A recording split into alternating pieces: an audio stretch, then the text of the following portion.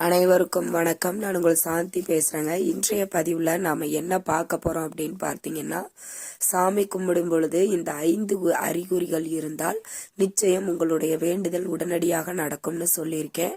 அப்படி என்னென்ன அறிகுறிகள் அப்படிங்கிறத பத்தியும் இந்த பதிவுல நாம தெளிவாக பார்க்கலாம். இப்ப பார்த்தீங்கன்னா, நாம தினமும் சாமி கும்பிடுறவங்களாக இருந்தாலும் சரி, இல்லைம்மா நான் வெள்ளிக்கிழமை செவ்வாய்க்கிழமை மட்டும்தான் எங்களுக்கு நேரம் இருக்கும், அப்போதான் நான் சாமி கும்பிடுவேன், இல்லை ஏதோ ஒரு கோவிலில் போயிட்டு நம்மளுடைய கஷ்டத்தையும் கவலையையும் சொல்லி புலம்பிக்கிட்டு இருப்போம்.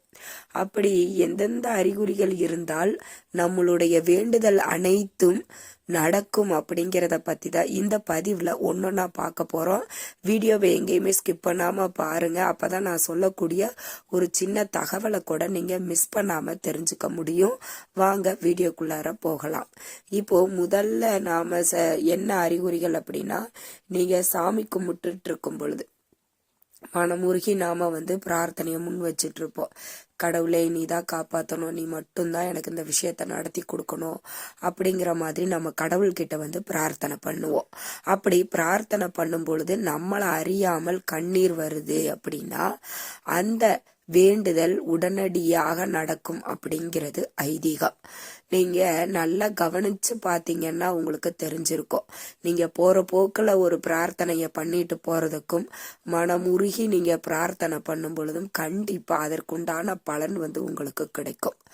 அதனாலதான் நான் ஒவ்வொரு பதிவுலையுமே சொல்லுவேன், மனமுருகி பக்தியோட நம்பிக்கையோட நீங்க பிரார்த்தனை பண்ணுங்க.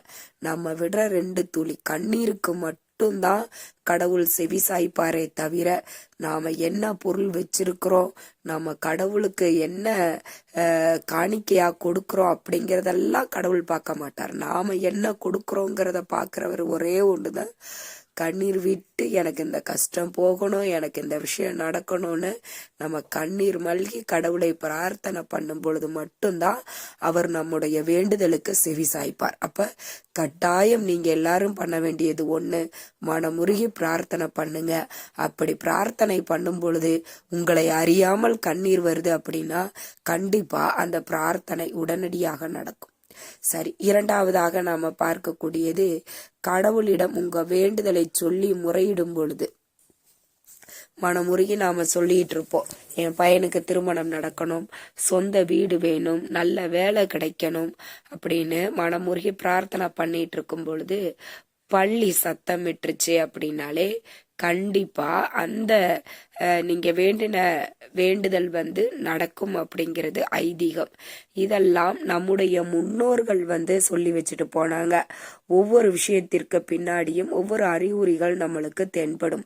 அப்படி நாம சாமி கும்பிடும் பொழுது நாம என்ன வேண்டுதல் வைக்கிறோமோ அதற்கு இந்த மாதிரியான அறிகுறிகள்லாம் தெரிந்தால் கண்டிப்பாக நாம் கடவுளிடம் வேண்டின வேண்டுதல்கள் அனைத்துமே நடக்கும் அப்படிங்கிறது ஐதீகம். கண்டிப்பா பாத்தீங்கன்னா, நீங்க நிறைய தடவை அதை நோட் பண்ணிருக்கீங்களான்னு தெரியல. இனிமே நீங்க கடவுள்கிட்ட பிரார்த்தனை பண்ணும் பொழுது அதையெல்லாம் கவனிச்சு பாருங்க. நீங்க கோவில்ல பிரார்த்தனை பண்ணாலும் சரி, இல்ல நீங்க வீட்டுல பிரார்த்தனை பண்றீங்க அப்படின்னாலும் சரி, கண்டிப்பா அதை நீங்க பிரார்த்தனை பண்ணும் பொழுது சத்தம் எங்கிருந்து வேணும்னாலும் வரலாம். ஆனா அந்த பள்ளி சத்தம் விடும் பொழுது கண்டிப்பா நீங்க வேண்டின வேண்டுதல் நடக்கும் அப்படிங்கிறது ஐதீகம். சரி, மூன்றாவதாக நம்ம பார்க்கக்கூடியது, ஆலயத்துல நீங்க சாமி கும்பிட்டுட்டு இருக்கிறீங்க, வெளியில நின்று கும்பிடுறீங்க இல்ல உள்ள நின்று கும்பிடுறீங்க, அது மேட்டரே கிடையாது. நீங்க எங்க நின்று கடவுளை மனதார பிரார்த்தனை பண்ணும் பொழுது உங்களுடைய கோரிக்கையை சொல்லி கடவுள்கிட்ட பிரார்த்தனை பண்றீங்க, கடவுளே எனக்கு இந்த பிரச்சனை தீரணும், எனக்கு இந்த விஷயம் நடக்கணும் அப்படின்னு நம்ம கடவுள்கிட்ட பிரார்த்தனை பண்றோம். அப்படி கடவுள்கிட்ட பிரார்த்தனை பண்ணும் பொழுது பச்சிளம் குழந்தைகள் அழுதால் கண்டிப்பா நடக்கும். அதை நிறைய பேர் தவறா கூட புரிஞ்சுக்கிறாங்க. அது தவறு. கண்டிப்பா நீங்க உங்களுடைய வேண்டுதலை கடவுள்கிட்ட பிரார்த்தனை பண்ணிட்டு இருக்கிறீங்க அப்படின்னா அது வரைக்கும் அமைதியா இருந்த அந்த பச்சிளம் குழந்தை உடனடியாக கத்துது அழுகுது அப்படின்னா கண்டிப்பா அங்க உங்களுடைய வேண்டுதல் கடவுள் கண்டிப்பா நிறைவேற்றி வைப்பார். கடவுளிடம் உங்களுடைய பிரார்த்தனையை சொல்லிட்டீங்க, அது கடவுள் கேட்டுட்டாரு, கண்டிப்பா உங்களுடைய வேண்டுதல் நடக்கும் அப்படிங்கிறது தான் ஐதீகம். கண்டிப்பா அதை நீங்க இனிமே கோயிலுக்கெல்லாம் போறீங்க அப்படின்னா கொஞ்சம் இதையெல்லாம் கவனிச்சு பாருங்க. ஏன்னா நம்ம முழுக்க கடவுள்கிட்ட தான் நம்மளுடைய மனது பூரா இருக்கும். அப்ப இதெல்லாம் எங்கம்மா கவனிக்கிறது, எங்களுக்கு அதுக்கெல்லாம் நேரம் இல்ல.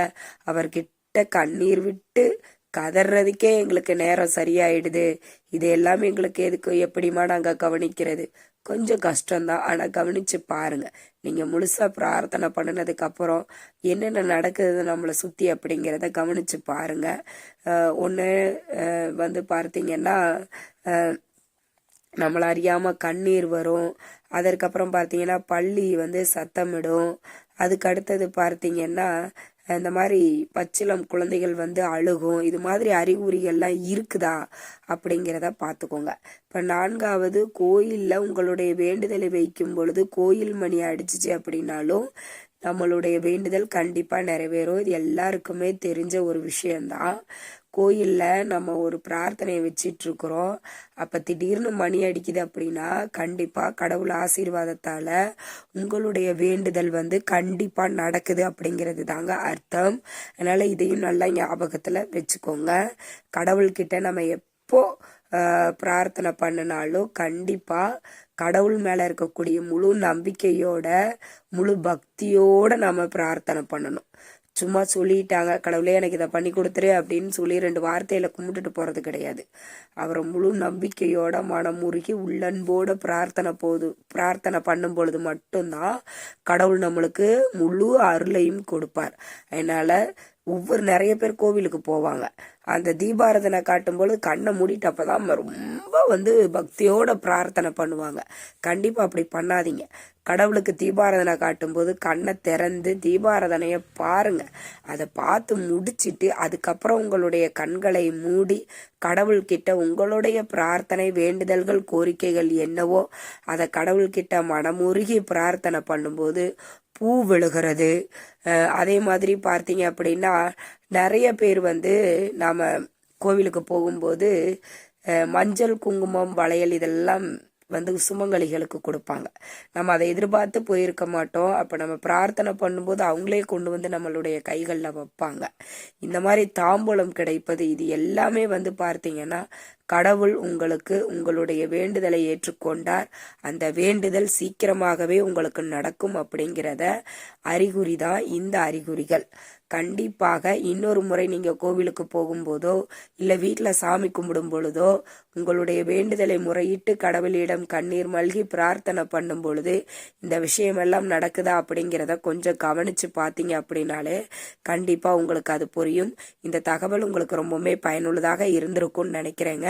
வீடியோ பிடிச்சிருந்தா லைக் பண்ணுங்க, ஷேர் பண்ணுங்க, கமெண்ட் பண்ணுங்க. இந்த பதிவை உங்களுடைய உற்றார் உறவினர்கள் நண்பர்களுக்கும் ஷேர் பண்ணுங்க, அவங்களும் பார்த்து பயன்பெறட்டும். நன்றி, வணக்கம்.